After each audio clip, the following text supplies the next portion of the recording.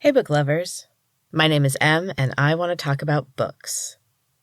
And cats.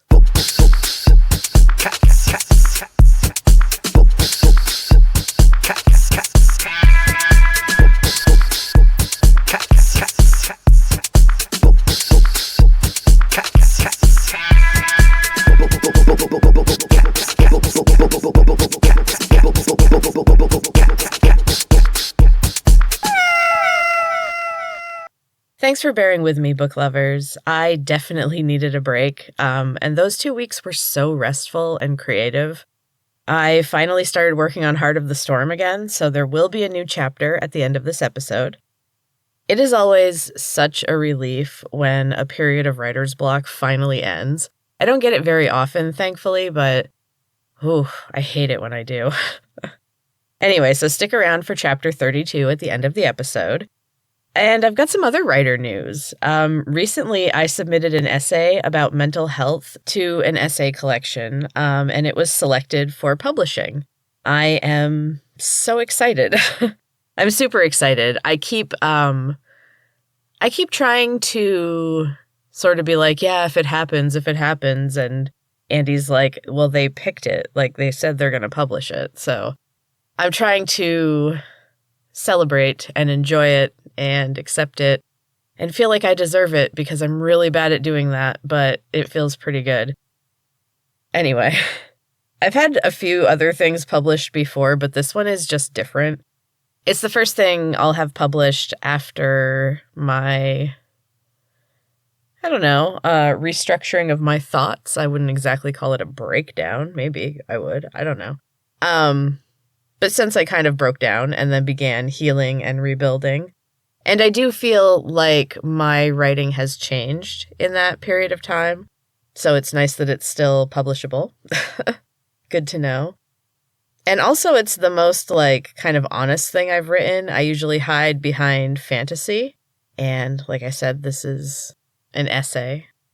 Yeah, I'm excited and I will keep you updated.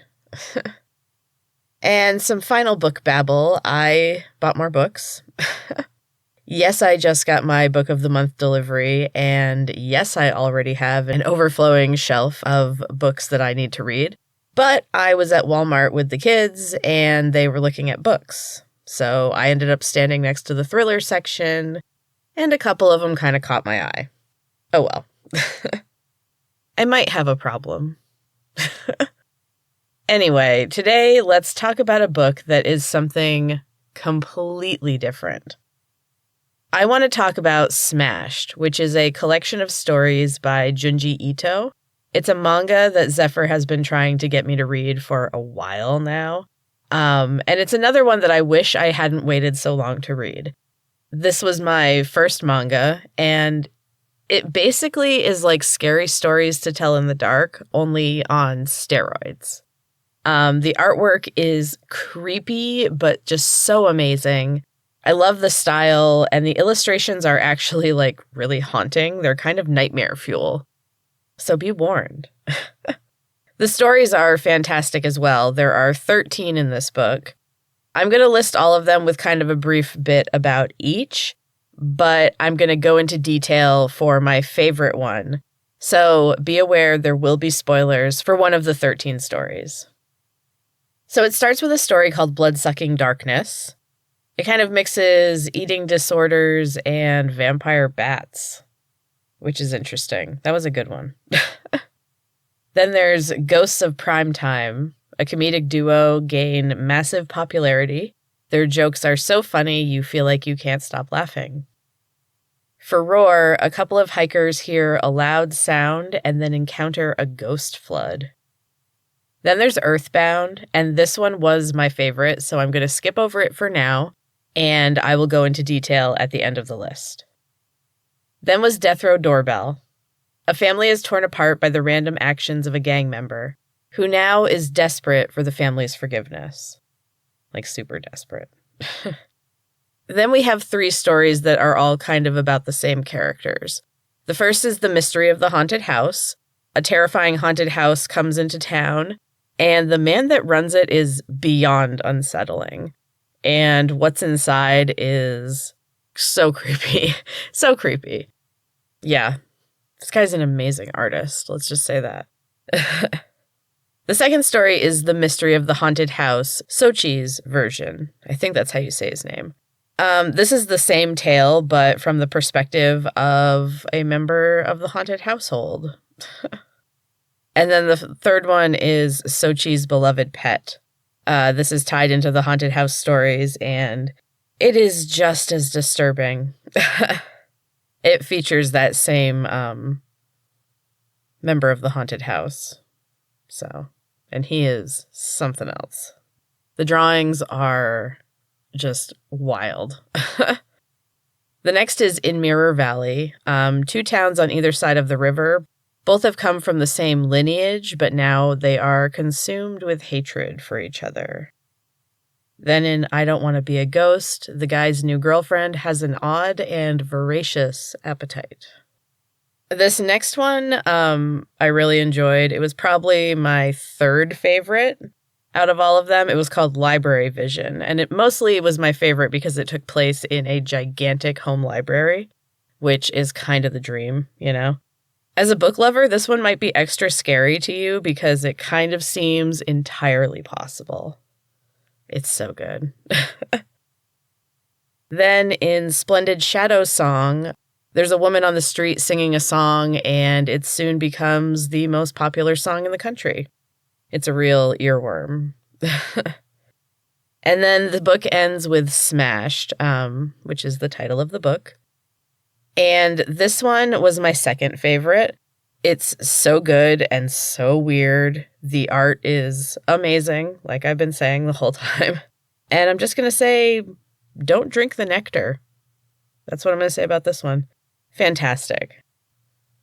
So finally, let me talk about my favorite story, Earthbound.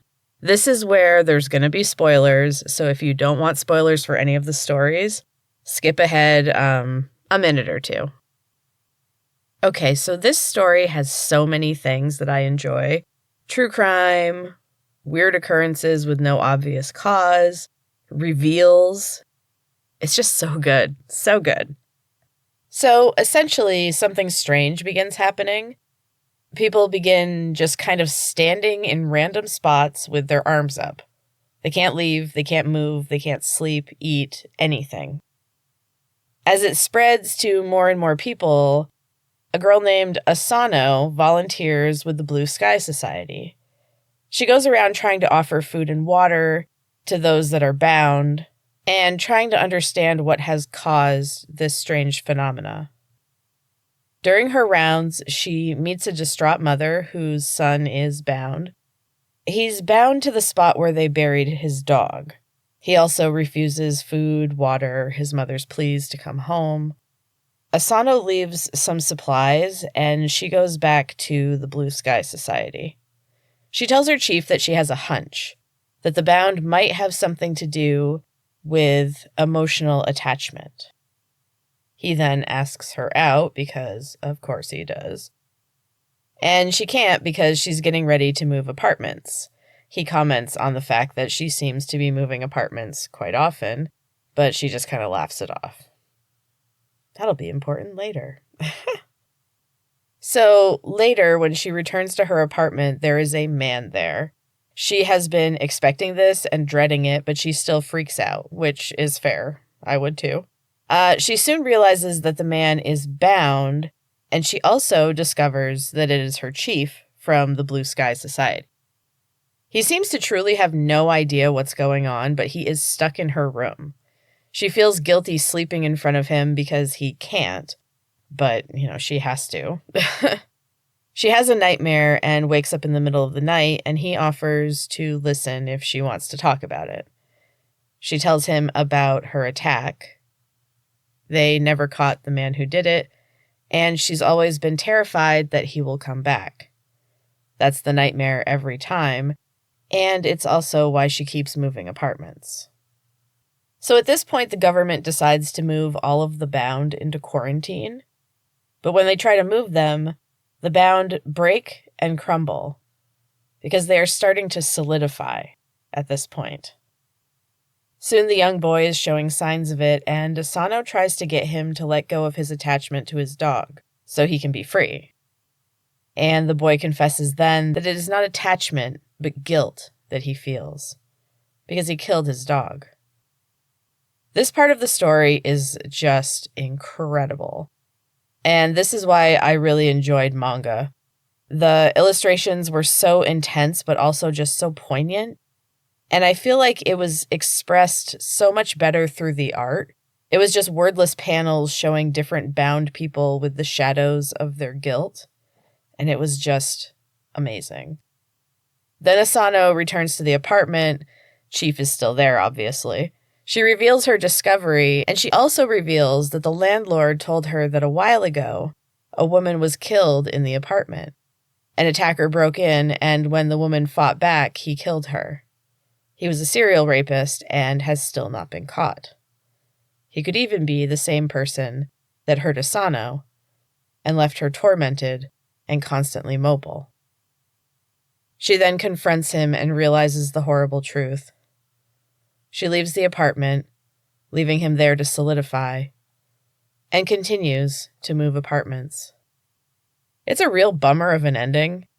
It's very real. Trauma sticks around even after the reality of it is gone. It was beautifully done. Anyway, this was my favorite story in Smashed by Junji Ito. It has incredible art, awesome stories. The whole manga is great. Just a tip if you have no clue like me, you have to read it backward, right to left. It took me a minute to figure it out, and I was kind of confused for a little bit, but I still loved it. Anyway, now seems like a good time for a break, so I will be right back. Welcome back, book lovers. So now I want to talk about a movie because I kind of got into that during the October horror books and horror movies episodes. I enjoyed talking about movies as well. I watch a lot of them, and I like talking about them. But yeah, so I might keep adding this into the episodes, or it might be here and there. I don't know. We'll see. It won't replace the books, that's for sure. The books are always better.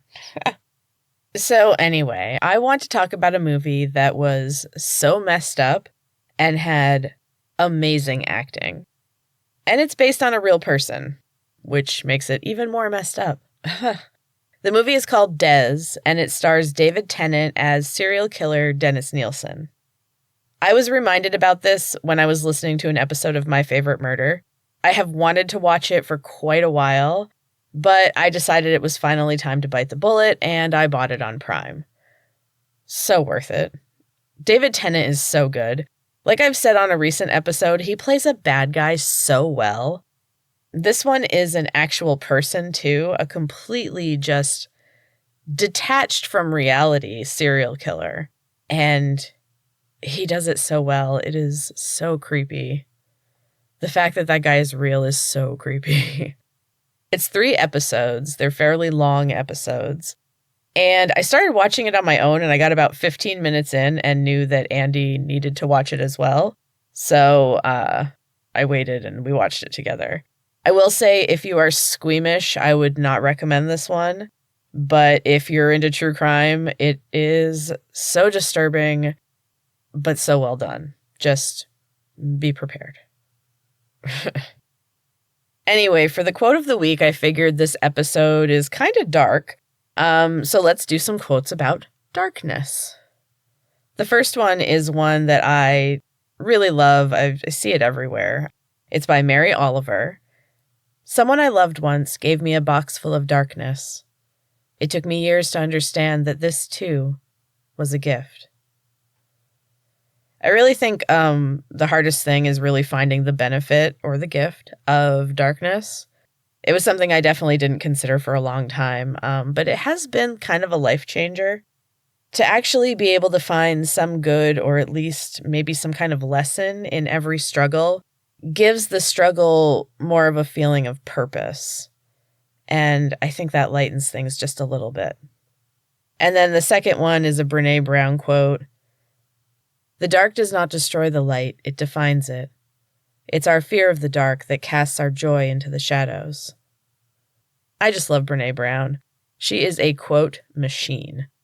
I like the idea of the dark defining the light. You really do need to go through the bad to appreciate the good. And fear really does hide joy in the shadows. That one I have lived. Fear can keep us from ever truly feeling joy, and honestly, that is far more terrifying than whatever we fear about the dark. Anyway, now on to Heart of the Storm. There is finally a new chapter, unedited and straight from my brain, as always, because my writer brain is functioning again. Yay. If you need a refresher, the last chapter was in episode 54, which is called Survive the Night with Kitty Girl. Otherwise, this week is chapter 32. Enjoy. Nume sliced through the air. Her silvery wings caught the sunlight, and just for a moment, she gleamed like the morning dew. She tried to remember the old days, when she and her sisters had lived in relative peace and satisfaction. It had been a long time ago, yet it seemed so recent to Nume. Probably to her sisters as well, but she would never know for sure. She hadn't seen any of them in years. She fled the mansion one night and found refuge amongst the tree dwellers. They were less organized at the time, and she was able to hide for quite a while. Maz found her eventually. They had an uncanny knack for locating all of the siblings, and Nume had known they would show up at some point. Luckily, Maz had always had a soft spot for their winged sister. Of all of them, only Nume had been given the power of flight. It made her sisters blind with envy. Most of them had their own strengths and abilities, but they were never satisfied. That was their downfall. Hers as well, unfortunately. Wings or not, Nume could never escape her family. They tied her up tight in this mess with Thea. Nume knew she had been delusional to think she'd be excluded from her sister's wrath. Maz had claimed it was foolproof. Nothing ever is, though. Nume knew that well. Something had gone wrong, of course. Now Thea was back, and she was angry.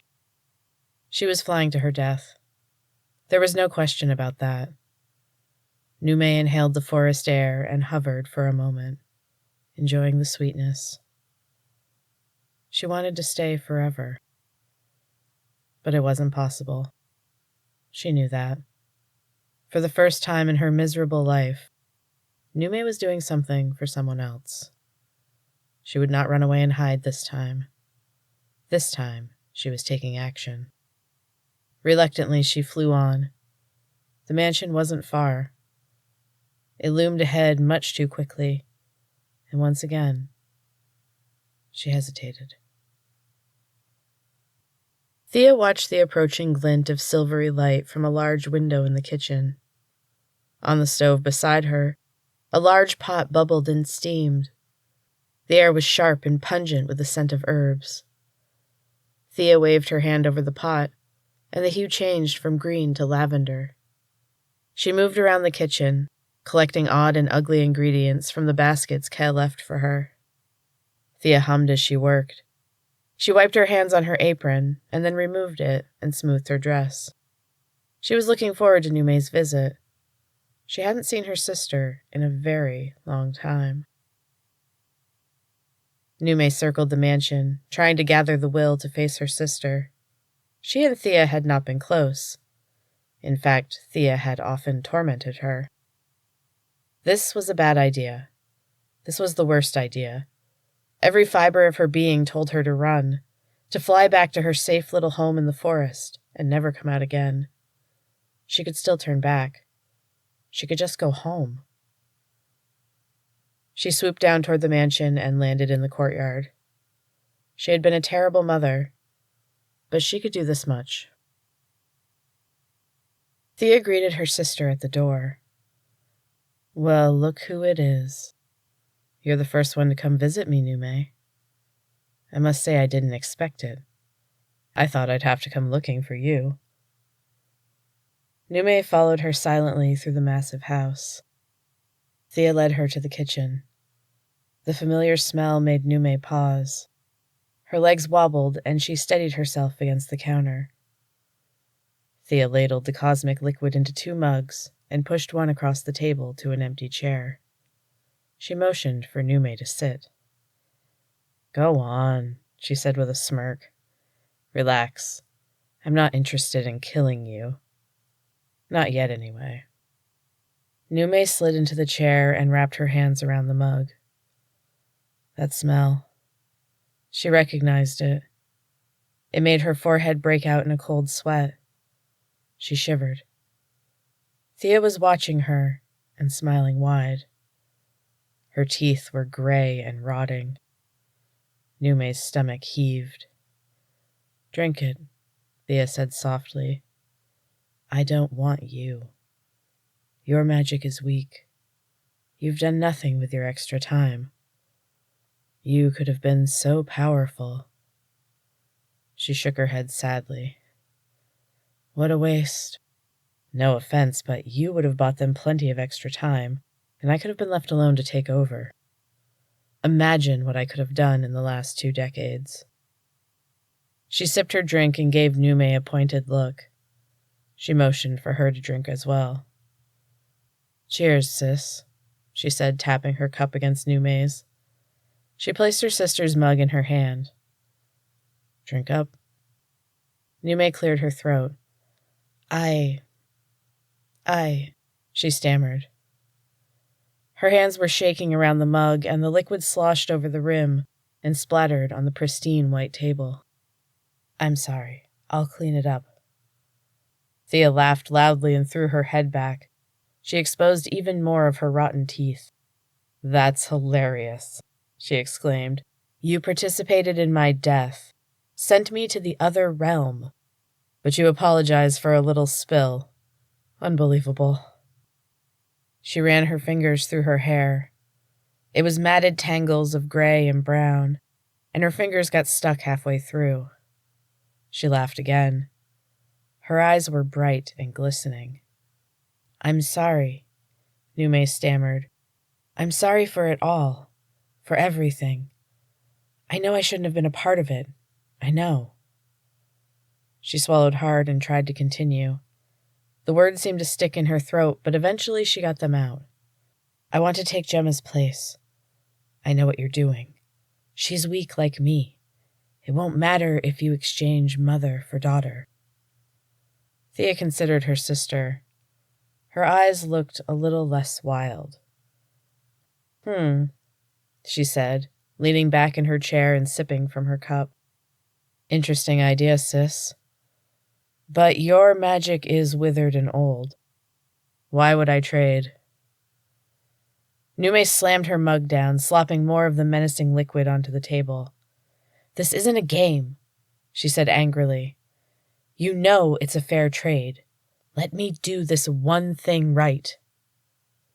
Thea rolled her eyes. "You really take the whole motherhood thing seriously. Now, anyway." She drummed her fingers on the tabletop. "Okay," she said after a long silence. "Fine. Consider this my gift to you, sister. You get to make up for abandoning your baby." Nume smiled, but it faltered a little. She didn't feel good about this victory, though she tried. "You know, that's something you girls took from me." Thea narrowed her eyes. Her expression hardened. "You took away my chance to raise Harper." "Did you want that?" Nume asked slowly. She tensed and waited for her sister's violent response, but none came. Thea was staring into her mug, and tears rolled down her cheeks. "I did," she said finally. "More than anything." "I had no idea." Thea gave her a tight, pained smile. Her eyes were wet with tears and bloodshot. "Drink your tea, Nume. I'll make the trade. You win." Nume fought back against her brain's urge to run. She gripped the handle of the mug and brought it to her lips. That smell. She would never forget it. It had started this whole mess. She stared Thea in the eye and drank it all down at once. A moment later, she crumpled to the floor. Thea finished her tea and rinsed both of the cups in the sink. She stepped over her sister's motionless body and whistled while she worked. She had just placed the mugs back in the cupboard when the skeletal remains of her sister Mina skittered into the room. A smell followed her wherever she went, the smell of decay and rot, sweet and sickly. It filled the kitchen. Thea lit a candle and tied her scarf over her nose. "What do you want?" Mina poked at the body with her long fingers. "Still warm," the monstrosity hissed. "Yes," Thea said absently. "I had intended to keep you all alive, or, well, you know, kind of alive at least. But she chose to take Gemma's place." "Wow," Mina's remains croaked. "I can't see you doing that for Francie." "No way." Mina's long jaw jutted out in defiance. "You're not letting Gemma live, though, right?" Thea laughed. "Of course not. I need every single one of them gone. Those kids are going to bring me back to life." Mina bent her stretched, thin frame in half to sit in the now vacant seat across from Thea. She stretched out her disgusting fingers, and they covered half the table. Her long, blood-red nails tapped the surface. "What about me?" Thea wrinkled her nose. "You've got eternal life. What more do you want?" Mina's extra legs curled around the edge of the table. She thought about flipping it. Her disgusting new body enraged her, and she fantasized about lunging across the table at her sister's neck. Thea smiled and shook her head slowly. "I wouldn't try it," she said icily. Mina nodded. It didn't surprise her that Thea could read her thoughts. Nothing her sister did surprised her anymore. She knew Thea was capable of anything. Thea's smile widened, and she nodded. "Fine," she said, and she snapped her fingers. Mina's body went stiff as a shock of electricity shot through her. Her vision went dark, and she gasped and rubbed her eyes. As her eyesight returned, she noticed her fingers first. They were thin and wrinkled, but the skin was peachy pink, and the length and shape had returned to normal. "No way," she said. She rushed to a mirror in the hallway and examined her appearance. She was older and wrinkled, but it was such an improvement that she didn't care. She twirled with excitement and danced back into the kitchen. Thea shook her head, but she was smiling. "You owe me one. Don't forget it." She pointed her perfectly polished nail at Mina, and her sister nodded. Her eyes were round with fear. "Anything," she agreed. And that's the end of Chapter 32, book lovers. I hope you're enjoying the return to Heart of the Storm. Hopefully I'll have a chapter every week from now on. Till the end. I am so happy to be back chatting about books and cats. So let me know what you're reading right now, and let me know what you're reading for the holiday season. And if you have any good, holiday-themed books, I would love to read them. I can't really think of any, and I'd like something a little more modern. Even if it's just, some Christmas, trashy romance novel. I'm down. Anyway, thank you so much for bearing with me while I took a little break, and thank you so much for listening. Until next time, keep reading.